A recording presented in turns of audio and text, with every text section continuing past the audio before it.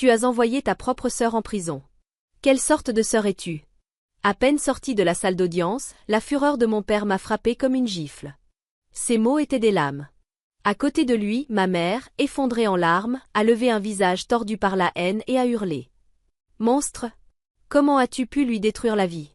Pour la première fois, je les ai regardés droit dans les yeux et j'ai répondu calmement. Ce n'est pas moi qui l'ai envoyé en prison. Ce sont ses crimes et votre amour aveugle. Ne m'appelez plus jamais votre fille car je n'ai plus de parents. Ce jour-là, ma famille s'est éteinte. Devant la loi et dans mon cœur, à jamais. Ils ne comprendront jamais le poids de cette décision. Et ils ne sauront jamais que cette histoire n'a pas commencé ici, dans ce tribunal. Tout a commencé cette nuit-là. La nuit où je suis rentrée chez moi, portée par la plus grande réussite de ma vie. Je m'appelle Claire, j'ai 38 ans. Je suis chef développeuse dans une grande entreprise informatique de la Tech Valley. Élever seule ma fille de 9 ans dans ce milieu n'a jamais été simple. Depuis 3 semaines, je travaillais à Londres sur un gigantesque projet à 200 millions d'euros. Pendant tout ce temps, j'avais confié ma fille unique à la personne en qui j'avais le plus confiance au monde, ma sœur Amandine. Je n'imaginais pas que cette confiance deviendrait la clé de ma chute. Quand les toits de Lyon sont apparus par le hublot de l'avion, toute la fatigue du vol transatlantique s'est envolée, remplacée par une excitation fébrile. J'avais hâte de serrer ma fille dans mes bras. Hâte de rentrer à la maison. 6 mois plus tôt, la main tremblante, j'avais signé le contrat de notre maison de rêve. Notre château. Une chambre peinte du sol au plafond en rose pour ma petite fille et un coin du jardin réservé à nos fleurs du printemps. Quand le taxi m'a déposé devant la grille, j'ai inspiré profondément, l'odeur de l'herbe fraîche et du bois neuf se mêlait à la brise du soir. Mais en avançant, mes pas se sont figés. Là, juste devant le portail, se dressait un panneau rouge que je n'avais jamais vu. Vendu. Mon cœur s'est glacé. C'était forcément une erreur. Je me le répétais sans cesse, la main tremblante sur la clé, mais la serrure a refusé. La clé ne rentrait plus. Paniquée, j'ai saisi mon téléphone et composé le seul numéro capable de m'expliquer, Amandine. Son nom sur l'écran m'a soudain paru menaçant. Après plusieurs sonneries, sa voix ensommeillée a répondu. Allô Claire? Tu sais quelle heure il est? Il est en plein milieu de la nuit. Sa voix, si banale, si détachée, m'a laissé muette un instant. En plein cauchemar, elle semblait vivre dans un autre monde. D'une voix tremblante, j'ai murmuré. Amandine, excuse-moi de t'appeler si tard. Je suis devant la maison, la clé ne marche plus. Et il y a un panneau vendu devant.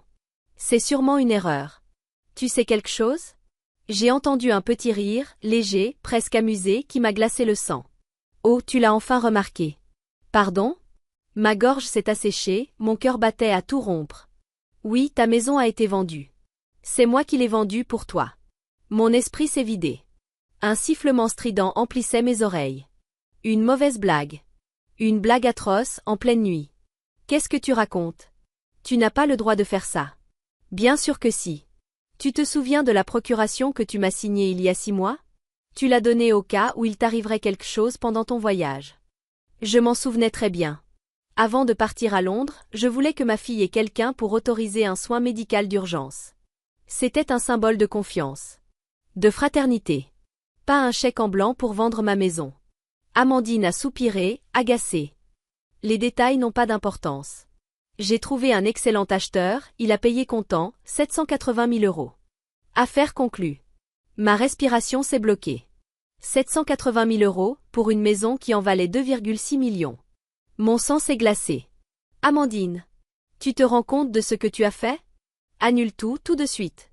Ma voix résonnait dans la rue déserte. Je serrais le téléphone si fort que mes ongles s'enfonçaient dans ma paume. Mais la voix de ma sœur restait incroyablement calme, lointaine, presque indifférente. C'est trop tard. Et franchement, pourquoi tu t'énerves? À cet instant, quelque chose s'est brisé en moi. Pourquoi je m'énerve? Tu as vendu ma maison. L'avenir de ma fille, sans même me prévenir. Je l'ai fait pour toi. Pour moi? Pendant que tu me souriais, promettant de prendre soin d'elle, tu avais déjà tout prévu. Sa voix s'est faite plus dure, plus froide. Réfléchis un peu. Tu es mère célibataire, seule avec ton enfant. Cette grande maison, c'était beaucoup trop. Inutile, irréaliste. Même maman disait qu'elle s'inquiétait de ton obstination. Irréaliste. Ce mot m'a transpercé comme une flèche empoisonnée. C'était celui qu'on m'avait jeté toute ma vie. Mais l'entendre de la bouche de ma propre sœur. Ce fut la blessure la plus profonde de toutes. Ça avait toujours été comme ça. Quand j'avais de bonnes notes, elle boudait. Quand je réussissais quelque chose, elle voulait la même chose. Même cette maison, mon rêve, ma preuve de réussite, pour Amandine, ce n'était pas une fierté pour sa sœur. C'était un objet d'envie. Quelque chose à détruire. Et pour nourrir cette jalousie, elle avait utilisé ma confiance comme une arme. Tu n'imagines pas comme c'était compliqué, continuait-elle d'un ton fier, comme si elle se vantait d'un exploit. D'habitude, les agences sont hyper strictes sur les papiers d'identité, tu sais. Mais j'ai trouvé une petite société très bien notée sur Internet. Ils étaient géniaux, super efficaces. Le type m'a même dit que j'avais géré la paperasse à la perfection. Tu devrais presque me remercier. Je restais sans voix.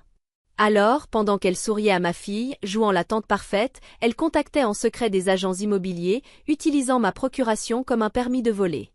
Le mal pouvait-il vraiment avoir un visage aussi innocent? Elle croyait sincèrement que ce n'était pas un crime.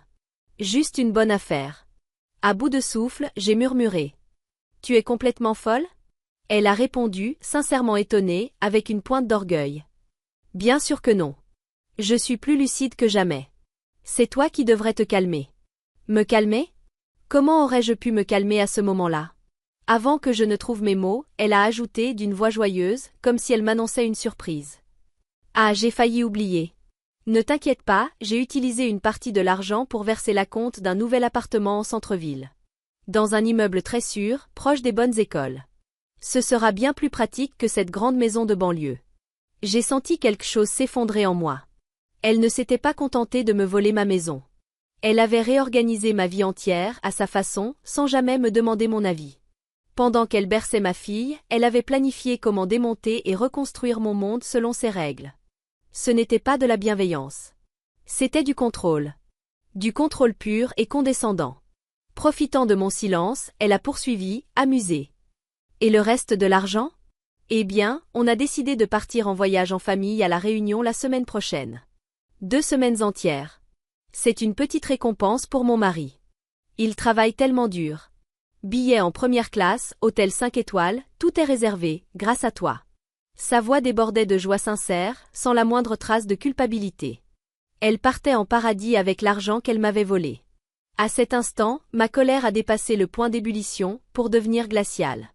Un calme étrange, absolu. Fait d'abandon et de détermination. Merci, Amandine. Quoi? Tu vois, je savais qu'un jour tu comprendrais. Oui. Merci de m'avoir enfin montré qui tu es vraiment. Qu'est-ce que ça veut dire?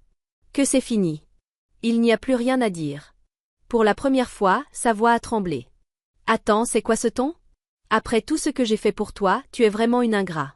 Je l'ai coupé avant qu'elle ne termine. Le bip monotone de l'appel coupé résonnait dans la nuit. Je suis resté figé devant le panneau vendu. Mon avenir, mes rêves, toutes les promesses faites à ma fille, envolées en une nuit. Et pourtant, aucune larme n'a coulé. Je n'en avais pas le droit. Je devais me battre. Cette injustice ne serait jamais pardonnée. J'ai juré d'attendre l'aube et d'appeler un avocat. Au lever du jour, j'étais déjà en route. Je n'avais presque pas dormi, mais la colère avait consumé ma fatigue. J'ai aussitôt contacté mon avocat de longue date, Maître Fournier, et demandé un rendez-vous d'urgence. Dans son bureau, j'ai raconté les événements de la veille avec un calme qui m'a moi-même surprise. Maître Fournier a écouté sans m'interrompre, puis a déclaré d'une voix grave. Claire, c'est l'un des cas les plus odieux que j'ai eu à traiter. Il a examiné la copie numérique de la procuration que je lui avais apportée, puis a repris, le visage sombre. Ce document est strictement limité aux urgences médicales concernant votre fille pendant votre séjour à l'étranger. Il ne contient aucune autorisation de vente ou d'opération financière. Les actes de votre sœur relèvent clairement de la fraude. Et le fait qu'elle ait abusé de votre confiance alors que vous lui aviez confié votre enfant rend cela encore plus grave. D'un ton méthodique, il a énuméré les infractions, une par une, sans pitié. Premièrement, usage illégal d'une procuration. Deuxièmement, escroquerie immobilière par vente à un prix anormalement bas. Troisièmement, détournement de fonds pour s'enrichir personnellement. Chacune de ces fautes pouvait être qualifiée de crime passible de lourdes peines de prison. Des crimes. Le mot m'a pesé sur la poitrine. Êtes-vous prête à vous battre? Demanda-t-il, les yeux plongés dans les miens. Je n'ai pas hésité une seconde. Oui. Faites-le. En sortant du bureau, j'ai tenté un dernier appel à mes parents. Peut-être qu'avant de franchir la ligne irréversible des poursuites pénales, il saurait lui parler, la raisonner. C'était un dernier espoir, fragile, naïf. Quand j'ai expliqué la situation à ma mère, sa réponse m'a glacée. « Oh Claire, tu en fais encore une montagne pour ça? Amandine l'a fait pour ton bien. Elle s'occupe de ta fille sans jamais se plaindre. Et toi, voilà comment tu la remercies. Maman, ce n'est pas une question de gratitude. C'est... Ma chérie, c'est difficile pour une femme seule d'entretenir une grande maison. On s'inquiétait, tu sais. Tu pourrais simplement accepter l'aide de ta sœur. » Puis la voix de mon père a éclaté au téléphone, furieuse. « Claire, tu as peut-être réussi, mais tu es devenue arrogante. Un peu de reconnaissance envers ta famille ne te ferait pas de mal. » J'ai essayé de répondre posément. Les émotions ne serviraient à rien. Seuls les faits comptaient. « Papa, il ne s'agit pas de reconnaissance. Ce qu'Amandine a fait est illégal. » « Mon avocat. »« Ton avocat ?» Il a soufflé bruyamment, exaspéré. Toujours en train d'aller pleurer chez des étrangers pour des affaires de famille. C'est pour ça que les gens te trouvent froide. Essaie de penser un peu à Amandine. Elle est sous pression, elle n'a pas ta liberté. Je n'en revenais pas. Il tentait de justifier un crime par du stress. Ma réussite était donc devenue une source de stress pour ma sœur? Je croyais que vous étiez fier de moi, ai-je murmuré, la voix tremblante sans m'en rendre compte. Fier? Oui, bien sûr. Mais le bonheur d'une femme, ce n'est pas que ça. Regarde Amandine, elle a trouvé un bon mari, elle élève ses enfants. C'est une vie normale, équilibrée. Et elle habite tout près, toujours à veiller sur toi. Tu travailles trop, Claire. Tout à coup, tout est devenu limpide. Amandine avait joué à merveille la sœur attentionnée, enrobant sa jalousie d'inquiétude, retournant mes parents contre moi. Pour eux, ma carrière, la maison que j'avais bâtie seule, tout cela dépassait leur compréhension. Ils y voyaient seulement une source d'angoisse. Ils aimaient et comprenaient la version d'Amandine qui vivait sous leur aile, la femme comme il faut, mariée, mère de famille. Cela avait toujours été ainsi. Puis ma mère a prononcé d'une voix sèche, les mots qui ont tout brisé. En tout cas, Claire, ne fais pas d'esclandre. Amandine est plus fragile que toi. S'il lui arrive quoi que ce soit, nous ne te le pardonnerons jamais. Elle venait de menacer la victime, pour protéger la coupable. À cet instant, le fil déjà mince qui me reliait à eux s'est rompu. Mon dernier espoir naïf s'est effondré. Très bien, maman, ai-je répondu d'une voix glacée. Je ne compterai plus jamais sur vous. Je réglerai ça à ma façon. Claire, attends. Tu ne vas tout de même pas appeler la police? Je l'ai coupé net. Le silence, cette fois, n'avait rien d'effrayant. Il était froid, solide. J'étais seule, oui. Mais pour la première fois, je n'avais plus peur. Sans famille pour me retenir, il ne restait plus rien à perdre. J'ai rappelé Maître Fournier. Un seul mot a suffi. Allez-y. Ce mot a tout déclenché. Le lendemain, nous nous sommes rendus ensemble au parquet économique du tribunal de Lyon, à la brigade financière. J'ai remis chaque pièce de preuve, chaque message, chaque copie du contrat. J'ai officiellement déposé plainte. La suspecte a profité de la confiance de la victime en gardant sa fille, tout en commettant le délit, a insisté Maître Fournier d'une voix ferme. C'est une affaire d'une gravité exceptionnelle. J'ai eu l'impression qu'une lourde porte de fer se refermait derrière moi. Désormais, il n'y aurait plus de retour en arrière. Et pourtant, mon cœur était calme. L'enquête a débuté discrètement, mais avec efficacité. Le commandant chargé du dossier, un homme visiblement habitué à ce genre d'affaires, s'est particulièrement intéressé aux procédures douteuses de la société immobilière et aux prix de vente anormalement bas. Les comptes bancaires d'Amandine et de son mari ont été passés au crible. Pendant ce temps, complètement inconsciente de ce qui se préparait, ma sœur profitait de ses vacances à La Réunion. Ses réseaux sociaux brillaient chaque jour d'images paradisiaques. Une coupe de champagne en première classe. L'océan turquoise depuis le balcon d'un hôtel 5 étoiles. Son sourire radieux, les bras chargés de sacs de luxe, collés contre son mari. Toutes ces photos. Construites sur l'argent qu'elle m'avait volé. Une illusion de bonheur financée par la trahison. Chaque image me transperçait comme une lame. Mais au lieu de m'abattre, elles ont aiguisé ma détermination. J'ai immédiatement annulé le bail de l'appartement qu'elle avait signé dans mon dos. Jamais je ne vivrai dans un lieu acheté avec de l'argent sale. À la place, j'ai trouvé un petit appartement provisoire et j'y ai emménagé avec ma fille. Maman, quand est-ce qu'on rentre dans notre maison? Demandait-elle sans cesse. À chaque fois, mon cœur se brisait un peu plus. Je la serrais contre moi et lui chuchotais. Ne t'inquiète pas, ma chérie. Maman te construira un château encore plus beau un jour. Je suis retournée au travail. J'ai redoublé d'efforts, triplé mes heures. Mais cette fois, ce n'était plus un fardeau. J'avais quelqu'un à protéger. Quelqu'un pour qui me battre. Et cette vérité me donnait une force nouvelle. 2 mois plus tard, Amandine est rentrée de vacances, rayonnante, sans se douter de rien. Mais le jour est finalement arrivé, une convocation officielle a été déposée chez elle. Ce n'était pas une invitation. C'était une obligation légale. Aucun droit de refus. Ce seul papier a glacé l'ambiance dans toute la maison. Au début, Amandine a fait la fière, prétendant qu'il s'agissait d'une simple discussion. Mais en lisant la formule juridique précisant qu'elle devait comparaître, elle a compris. Son mari a paniqué. Mes parents m'ont appelé furieux. Qu'est-ce qui se passe? Je n'ai dit qu'une phrase. Adressez-vous à mon avocat. Puis j'ai raccroché. Le jour venu, Amandine s'est présentée au commissariat, accompagnée de l'avocat que mes parents avaient payé pour elle. Il a d'abord tenté de minimiser, parlant d'un conflit familial. Mais lorsque les enquêteurs de la brigade financière ont sorti les preuves, la procuration falsifiée, les témoignages du personnel de l'agence, le visage de l'avocat est devenu livide. Le lendemain de la vente de ma maison, pour environ 780 000 €, le même montant a été déposé sur le compte du mari d'Amandine. C'est depuis ce compte que les dépenses de leur voyage à La Réunion, ainsi que leurs achats de luxe, ont été réglées. Un relevé bancaire, trop évident pour être nié. Puis les enquêteurs ont posé la question décisive. Vous avez procédé à ces transactions immobilières alors que vous gardiez la fille de votre sœur Claire. C'est exact? Amandine n'a pu que répondre oui. À cet instant, elle reconnaissait que ces actes n'étaient pas un simple différend familial, mais une trahison calculée et malveillante. Les enquêteurs lui ont donné une dernière chance. L'avez-vous fait dans l'intention de tromper votre sœur? Un oui aurait signé un aveu de fraude. Son avocat, Blême, secouait frénétiquement la tête. Mais Amandine, paniquée, rongée par la culpabilité, a éclaté en sanglots et crié. Parce que ce n'est pas juste. Claire a tout. Cette seule phrase a tout révélé. Non seulement sa culpabilité, mais surtout la jalousie nue qui l'avait guidée depuis le début. Lorsque l'interrogatoire a pris fin, le commandant s'est levé et d'une voix calme a déclaré.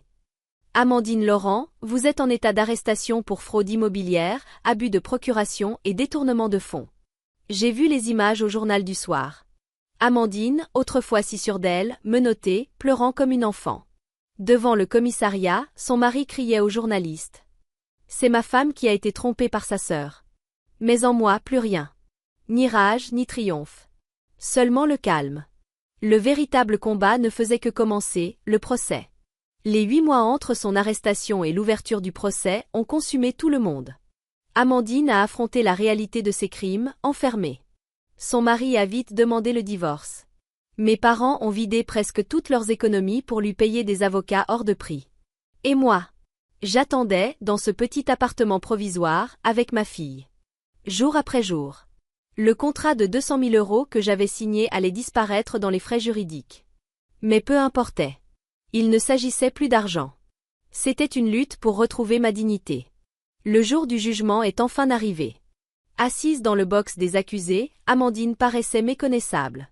Blême, épuisée, comme vidée de vie. Dans le public, mes parents semblaient avoir vieilli de 10 ans. Son ex-mari n'était même pas là. Le procureur a pris la parole, d'un ton calme mais implacable. Pendant que sa sœur se consacrait à sa carrière à l'étranger, la prévenue a profité de sa confiance. Elle a utilisé la procuration donnée pour s'occuper de sa nièce afin d'orchestrer un vol prémédité. Ce n'est pas un simple délit financier. C'est un crime qui viole le fondement même de la confiance humaine. Sur l'écran, les photos de la réunion sont apparues. Amandine, un verre de champagne à la main, souriante, radieuse. Dans le silence lourd du tribunal, ces images avaient quelque chose de monstrueux. Son avocat a plaidé la faiblesse passagère, un moment d'égarement. Mais face à la montagne de preuves, ces mots n'avaient plus de poids. Puis, mon nom a été appelé. Je me suis avancée droite, le cœur battant. Madame Laurent, que représentait cette maison pour vous? A demandé l'avocat. J'ai fermé les yeux un instant, puis j'ai parlé doucement. Ce n'était pas juste une maison. C'était la forteresse que j'avais bâtie pour ma fille et moi. Une mère seule essayant de créer un avenir de ses propres mains. Et pendant mon absence, j'ai confié mon trésor le plus précieux, ma fille, à ma seule sœur. Jamais je n'aurais imaginé que derrière cette confiance, elle préparait de tout me voler. Amandine n'a pas seulement pris ma maison. Elle a détruit ma foi en l'être humain. Ma voix s'est brisée. Un silence total a envahi la salle. Dans sa dernière déclaration, Amandine a murmuré un vague pardon. Mais il n'a touché personne. Le juge a pris la parole, grave et lent. Avant d'annoncer la sentence, le tribunal tient à souligner la nature de cette affaire. Le motif, la jalousie envers une sœur plus accomplie, est profondément égoïste. Les méthodes employées, abuser d'une procuration, tromper des tiers, sont préméditées et graves. Mais ce que la Cour juge le plus répréhensible, c'est que la prévenue ait exploité la confiance absolue de sa sœur. La confiance née du lien familial et de la garde d'un enfant. Se cacher derrière un masque de bienveillance tout en dépouillant une mère, c'est commettre un acte qui dépasse la simple fraude. C'est une atteinte à la dignité humaine. Un silence tendu a suivi. En conséquence, le tribunal condamne la prévenue, Amandine Laurent, à 9 ans de prison et au paiement de 2,6 millions d'euros de dommages et intérêts à la victime. Un cri étouffé s'est échappé des lèvres de ma mère. Mon père s'est effondré dans son siège. Amandine est restée immobile, incapable de comprendre ce qui venait de se produire. 9 ans. Une peine plus lourde encore que ce qu'avait demandé le parquet. Quand je suis sortie dans le couloir froid du tribunal, je les ai vus. Mes parents m'attendaient. Le visage de mon père était déformé par la colère. Ces mots n'étaient pas une question, mais une malédiction. Tu as envoyé ta propre sœur en prison. Quelle sœur es-tu devenue? La voix de mon père claqua comme une gifle. Ma mère, en larmes, me lança un regard plein de haine. Monstre, comment as-tu pu lui détruire la vie? Je les regardais calmement. Ces visages qui autrefois s'illuminaient quand je rentrais à la maison ne reflétaient plus que le mépris. Et, quelque part en moi, quelque chose se brisa. Un dernier fil se rompit, net, silencieusement. Ma voix, glaciale, ne trembla pas. Je ne l'ai pas envoyée en prison. Ce sont ses crimes et votre amour aveugle qui l'Y ont conduite. Ne m'appelez plus jamais votre fille. Parce que désormais, je n'ai plus de parents. Ce jour-là, ma famille s'est éteinte. Devant la loi et dans mon cœur, complètement et à jamais. Sous leur malédiction, j'ai tourné le dos. Sans me retourner. Le procès était terminé. La justice avait été rendue du moins en apparence. Mais le vrai verdict, lui, allait se jouer dehors, dans le froid de la réalité. D'abord, la maison. L'enquête menée par Maître Fournier confirma que les acheteurs étaient de bonne foi. Ils ignoraient tout de la fraude. Ce qui signifiait que je ne pourrais jamais récupérer mon bien. Mon château appartenait désormais à d'autres. Ensuite, les indemnités. Le jugement prévoyait 2,6 millions d'euros de dommages et intérêts. Toutes les possessions d'Amandine, sa maison, ses voitures, ses comptes, jusqu'à ses sacs de luxe, furent saisies. Mais sa fortune n'était qu'une illusion, bâtie sur des dettes et des apparences. Même après tout avoir vendu, le montant récupéré ne représentait pas 20% de la somme due. Pour la première fois, j'ai compris ce que signifiait vraiment l'expression « une goutte d'eau dans l'océan ». Puis vint le sort du reste de la famille. Le mari d'Amandine a finalisé le divorce dès le verdict rendu. Il est parti s'installer dans une autre région avec leurs enfants, clamant partout qu'il avait été, lui aussi, une victime. Mes parents, eux, écrasés par les dettes accumulées pour la défendre, ont fait faillite. Ils ont perdu leur maison et vivent désormais, m'a-t-on dit, dans un petit appartement modeste. Chaque semaine, ils vont lui rendre visite en prison. 2 ans ont passé depuis la condamnation. J'ai commencé à reconstruire ma vie pas à pas avec ma fille. Un matin, une lettre est arrivée. L'écriture, celle d'Amandine. Mes mains tremblaient quand je l'ai ouverte. À l'intérieur, une seule ligne. Pourquoi suis-je la seule à devoir souffrir? Sans un mot, j'ai déchiré la lettre en minuscules morceaux. Et je les ai laissés tomber dans la poubelle. Même après 2 ans, elle n'avait rien compris. Ni le poids de son crime, ni l'ampleur de ce qu'elle m'avait pris. Dans sa tête, elle restait la victime, l'héroïne tragique de sa propre histoire. Ce jour-là, la dernière trace d'attachement que j'avais encore pour elle s'est effacée. Ma vie est plus simple aujourd'hui. Plus modeste.